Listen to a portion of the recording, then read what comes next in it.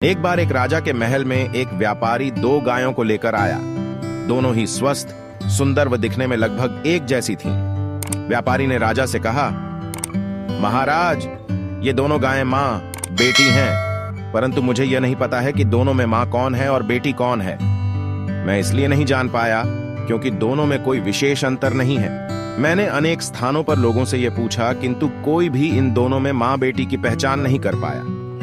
बाद में मुझसे किसी ने यह बताया है कि आपका बुजुर्ग मंत्री बेहद कुशाग्र बुद्धि का है और यहाँ पर मुझे अवश्य मेरे प्रश्न का उत्तर मिल जाएगा, इसलिए मैं यहाँ पर चला आया। कृपया मेरी समस्या का समाधान किया जाए। यह सुनकर सभी दरबारी मंत्री की ओर देखने लगे। मंत्री अपने स्थान से उठकर गायों की ओर गया। उसने दोनों का गहराई से निरीक्षण किया, किंतु वह भी नहीं पहचान पाया कि वास्तव में कौन मां है और कौन बेटी है। अब मंत्री बड़ी दुविधा में फंस गया। उसने राजा से मां बेटी की पहचान करने के लिए एक दिन की मोहलत मांगी। घर आने पर वह बेहद परेशान रहा। उसकी पत्नी इस बात को समझ गई। उसने जब मंत्री से परेशानी का कारण पूछा तो उसने सारी बात बता दी। यह सुनकर उसकी बुद्धिमती पत्नी बोली, अरे बस इतनी सी बात है, यह तो मैं भी बता सकती हूं। अगले दिन मंत्री अपनी पत्नी को वहां अपने साथ लेकर गया जहां गायें बंधी थीं।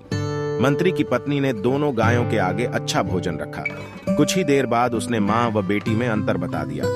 लोग चकित रह गए। राजा ने पूछा कि उसने कैसे पहचाना कि कौन मां और कौन बेटी है, तो मंत्री की पत्नी बोली, पहली गाय जल्दी जल्दी खाने के बाद दूसरी गाय के भोजन में मुंह मारने लगी और दूसरी वाली ने पहली वाली के लिए अपना भोजन छोड़ दिया। ऐसा केवल एक मां ही कर सकती है, यानी दूसरी वाली मां है। मां ही बच्चे के लिए भूखी रह सकती है।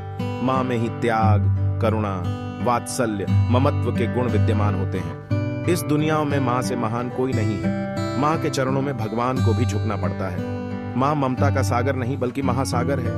अगर वीडियो अच्छा लगा तो अपने मां के लिए चैनल को सब्सक्राइब कर लें, ताकि इस तरह के हर नए आने वाले वीडियो के नोटिफिकेशन आपको मिल सके। धन्यवाद।